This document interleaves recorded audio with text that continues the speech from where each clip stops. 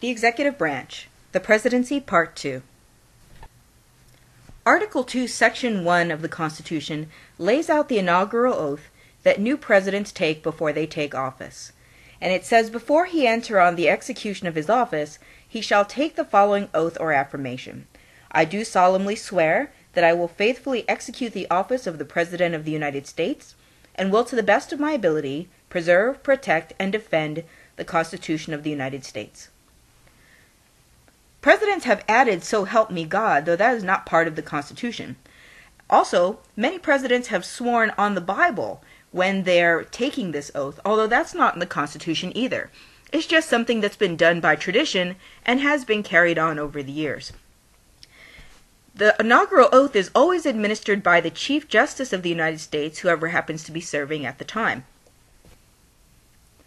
We're going to talk about the traditional and the modern presidency as we talk about the different jobs that the president has. The traditional presidency, we're talking about the founding of the country through about the 1930s. And then the modern presidency, we're looking at the 1930s and onward. And really what we're looking at is the period before FDR and the period after FDR. He really was the central figure which really changed the way that the presidency ran. See, the way the presidency ran before, we're talking founding through 1930s, the president was really like a chief administrator. That was pretty much his job. There was a very small bureaucracy. He really didn't have a whole lot more to do than push paper around. George Washington, for example, had no staff at all, and he only had 3 cabinet members, the Department of State, Treasury, and War. Those were the only secretaries that he had. Now, when we got Franklin D. Roosevelt into the presidency, it really changed the way that the presidency ran. With the New Deal, we exploded the size of the government because the job of the government changed. And so the presidency changed right along with it. Instead of just having this person who was a chief administrator, who kind of made sure that, paper was pushed in a certain way, all of a sudden we have this new idea as the president, as this figurehead, as this national leader, as a visionary, someone who is going to regulate the economy, solve social problems, provide political inspiration. And with that, our bureaucracy exploded. We got a much larger government and a new role for the president.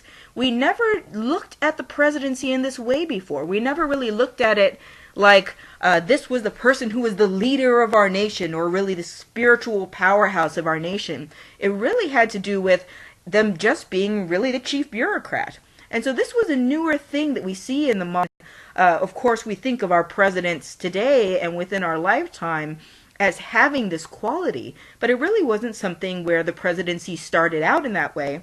And that's why if you read the parts of the Constitution which have to do with the presidency, you'll see that you don't see a lot of the different things which we attribute to the presidency in the modern era. And so that brings us to the expectations gap between promises and powers. The promises are the things that the presidential candidates will go out and say. So they'll say, we're going to do this, we're going to do this, we're going to promise you the world. And the voters really demand this. They really demand that candidates go out and woo them and say they're going to change everything and they're going to do the opposite of their predecessors. And it's really this big contest of who can make more promises to woo more people.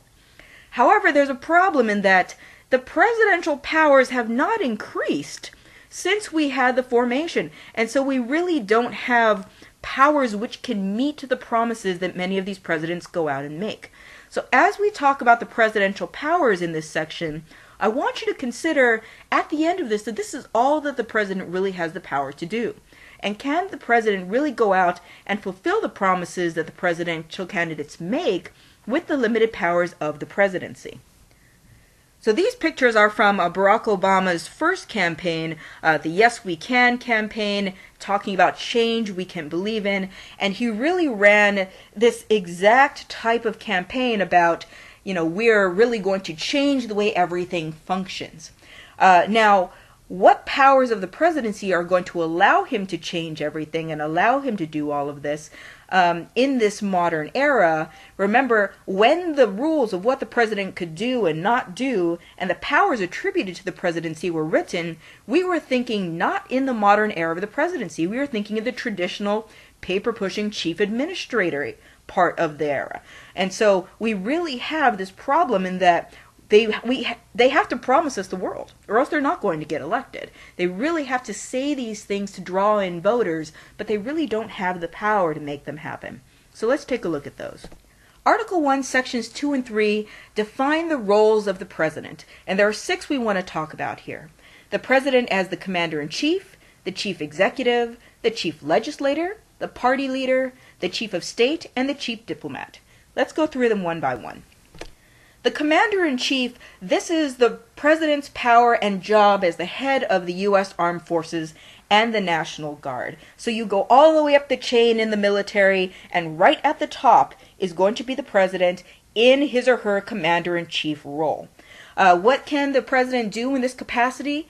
He can send troops to combat without Congress declaring a war. Now, of course, the president cannot declare war himself. That is a congressional power.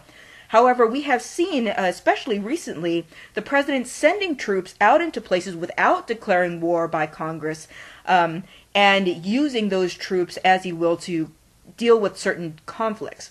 And we get the famous quote from George H.W. Bush, "I didn't have to get permission from some old goat in the United States Congress to kick Saddam Hussein out of Kuwait." So this is exactly kind of what we're thinking of here, a presidential ability to use the armed forces in a way which Congress may not have authorized. Congress has actually not declared war very many times in our history, and yet we've had a lot more armed conflicts, and that's because of this presidential ability. Does this violate the separation of powers? We specifically said Congress is the one who can engage in the act of declaring war, and yet we have this going on. Well, really, we're not quite sure.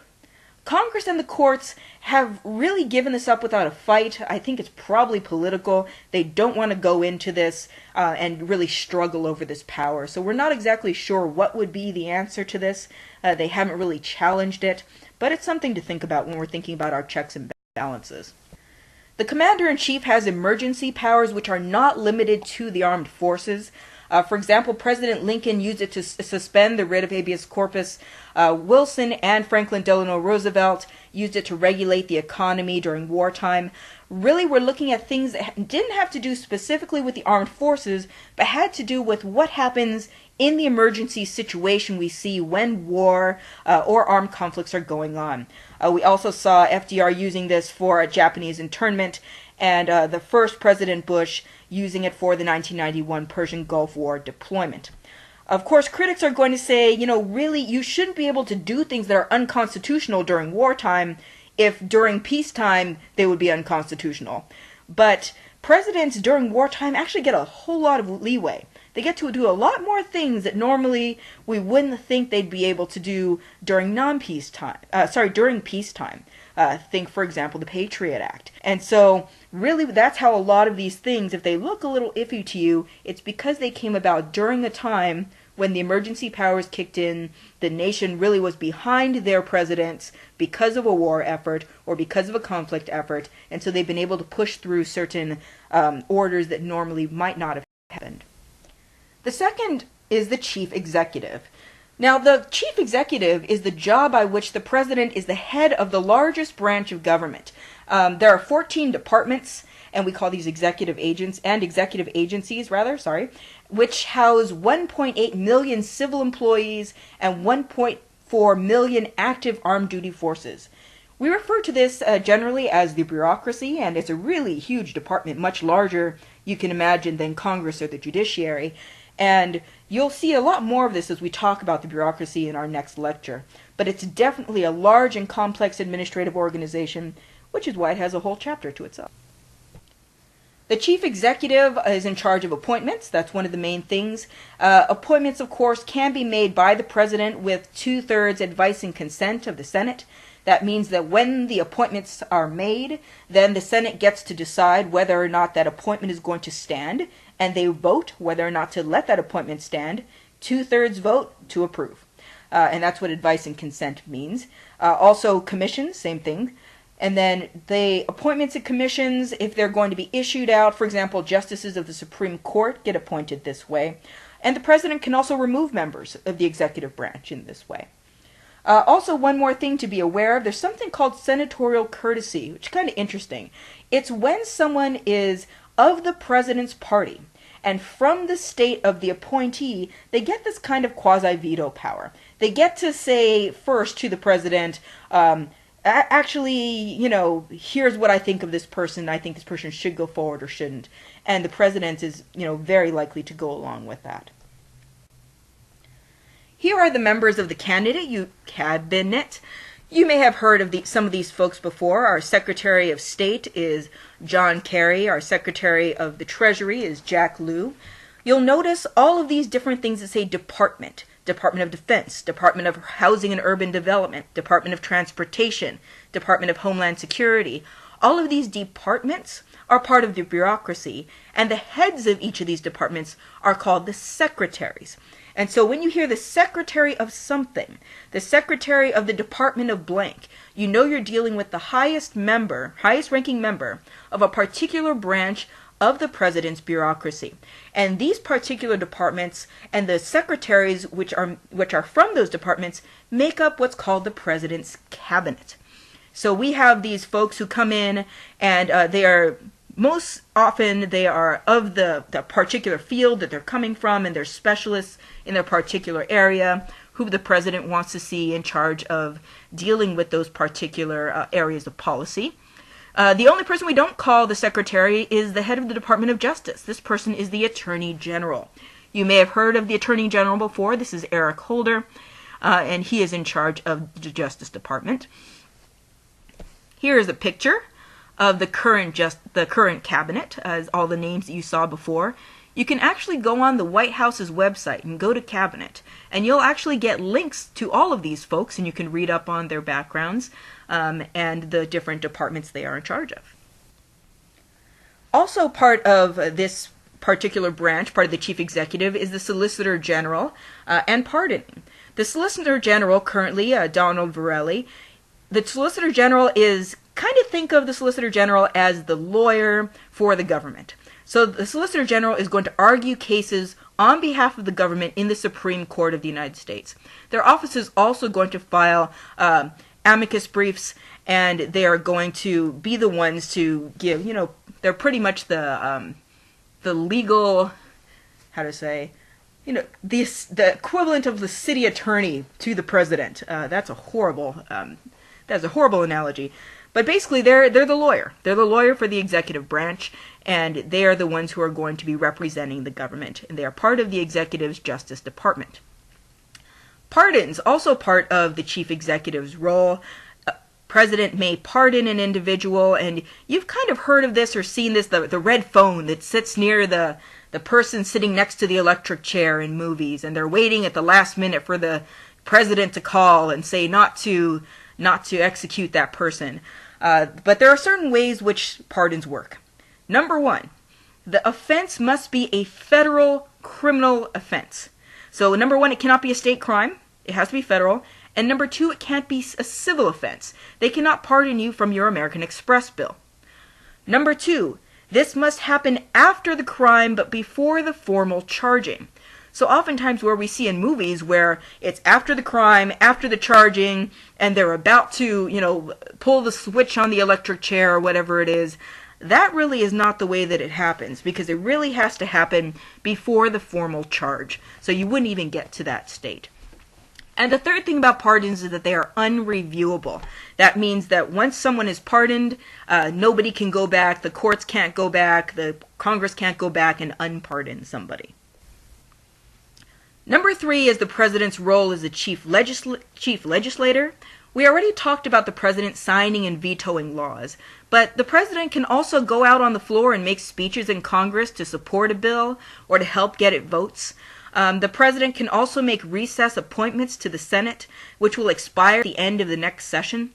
And the president can convene special sessions of Congress and also can adjourn Congress, although this has never happened. The fourth is the party leader. The president is always going to be the head of his or her party, in the party, as in political party, I should say, hence the donkey here. And they have influence over Congress in that way. They're going to help their members of the party get elected, go around and campaign for them. So you'll see, for example, President Obama would go around campaigning for different members of Congress who are currently in their re-election cycle. And they're also going to help folks who are to be appointed to office by lobbying the different members of the Senate who may be part of advice and consent. The fifth is the Chief of State. In this particular job, the president promotes and really represents American values and acknowledges others who do the same. So this is the going around and kissing babies and awarding Purple Heart medals to combat veterans. And really, this is the president going out and being the symbol of America. We can see this most frequently in the State of the Union address. This is when the president lays out the legislative agenda for the upcoming year. And there's a picture down here at the bottom of what that looks like. Normally, we're looking around end of January when this happens. We also see the president doing this when the president comes out and makes other speeches that we look at, and we are watching kind of bulletins on that the presidency has put out and things like that, or when the president visits other countries and is making there is kind of this this beacon of American values.